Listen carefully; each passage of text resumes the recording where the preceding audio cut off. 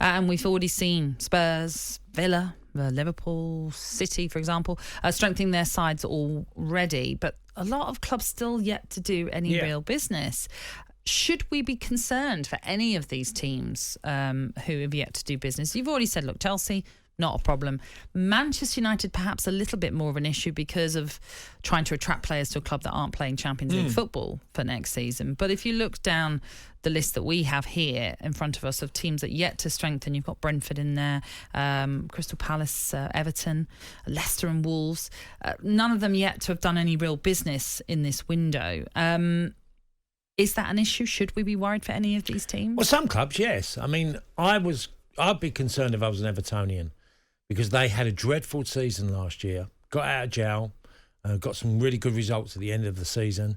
But their transfer activity has so far been Harry Winks linked with him, but more of a loan deal than actual buying. And I think, I'm not sure where Everton are as a club at the moment. And I think it's going to be another tricky season for Everton.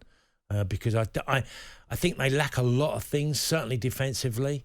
And going into this year, I wouldn't be that optimistic. And, they might lose Richarlison, maybe even Calvert-Lewin, unless they've got, and I don't know, because I don't see their academies in the youth system. Obviously, we've seen Anthony Gordon come in and done really, really well, which has been brilliant for Evertonians. But there feels that still there's an air for me of, I'm not sure how they're going to go next year. I don't see, them being mid-table and above. I see it will be below the mid-table and, again, maybe just above that relegation zone. I mean, like you say, with Harry Winks linked for a loan move, that might show the financial situation that they're in, which is, as we all know, I mean, they've spent a lot under Mashiri, clearly not worked in the favour that they would have wanted it to. Well, it was a talk, wasn't there, of an embargo, which has sort of happened last year where, they've spent 1.7 million last year on their main back, which was the boy Gray, Damari Gray. Yeah. They really struggled to get deals put together. And is it going to be the same scenario this season?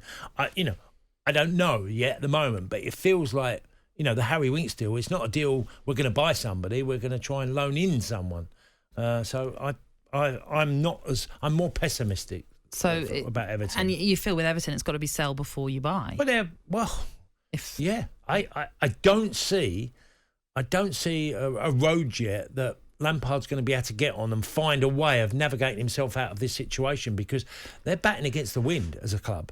We've seen Manchester City, they brought in Erling Haaland. Now we're expecting Calvin Phillips, that deal to go through as well. I mean, the squad depth that they're going to have next season is just ever increasing, as it always tends to be at Manchester City. 5 subs are going to be used next season as well. That's been voted through by the Premier League. Well, that'll be an advantage for them, won't they? Well, this is what I'm going to say, because we were talking about Calvin Phillips yesterday, and as much you can understand the move because it's a team that's offering Champions League football, it's a team that's offering trophies pretty much guaranteed every season.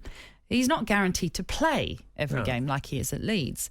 So this is a concern when you consider five subs next season. They're just stockpiling and they're just going to be able to use players here, there and everywhere, whereas squads who are going to be much smaller, and you expect those to be a lot of the teams who are at the lower end of the table, are going to really struggle. Well, you know what's going to be the headline in the newspaper very early on? They're going to have the best bench or the highest valuation on players bench, without a doubt. Yeah, it's going to be ridiculous. You might see, I don't know, Foden on the bench or even Sterling if he's there, or, Mahrez. You're going to see great players. And there's many others. We could talk about Calvin Phillips and, they're going to have a ridiculous bench next year. But do you think it's the right call to bring in 5 subs? Tough one, that, to answer, because I'm still a bit of old school on. I like the idea. I mean, I started the game when there was 1 sub, okay? And then it went to 3 quite quickly, and we've got to 5. And I dread to think it's going to be literally 10 in 10 years' time. Oh, gosh. Well, why wouldn't it be? We've gone 1, 3, 5. What's the next number? 7? And then 10? So we have... Might as well have 11 then. You could do a whole squad change. Yeah, so I don't see it becoming less of a number, but I understand also that players are working to a level of fitness that is extraordinary. With that, injuries are going to be rife because the fitter you get, it comes at a price. You can be. I mean, I know lots of clubs, and I mentioned this you're on air off air this morning about there are clubs now that really look at players' durability, because durability is needed. You know, look at Salah, look at Mane, how many games they played, how durable they were as players. And clubs are trying to look for players they know are not going to spend too much time on the treatment table.